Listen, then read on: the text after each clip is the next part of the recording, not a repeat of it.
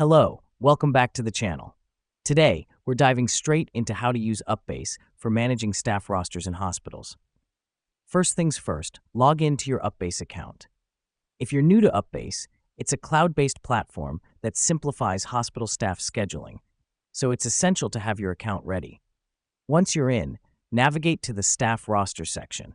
This is where you can view, edit, and manage your staff schedules. Now that we've done that, it's time to add staff members to your roster. Find the Add Staff button, usually located at the top right of your dashboard. Fill in the necessary details, such as their names, roles, and work hours. Remember, UPBASE is all about streamlining your scheduling process, so the more accurate the details, the better the system can manage your rosters.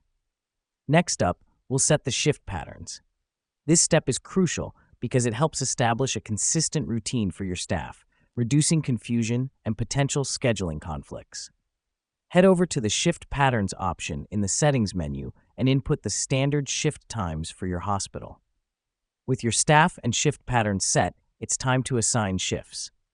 Go back to the Staff Roster section, select a staff member, and click Assign Shift. Choose the appropriate shift from the drop-down menu. The beauty of UPBASE is it automatically flags any conflicts like double bookings or overtimes, helping you maintain fair and balanced rosters. Finally, once your roster is complete, don't forget to publish. This step ensures your staff can view their schedules, request changes, or swap shifts if needed. It makes the entire rostering process transparent and collaborative. So to wrap up, with UPBASE, you can efficiently manage your hospital staff rosters, from adding staff, setting shift patterns, assigning shifts, to publishing the final roster. That's all for today's tutorial.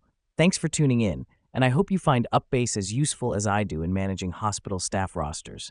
Until next time, stay organized and efficient.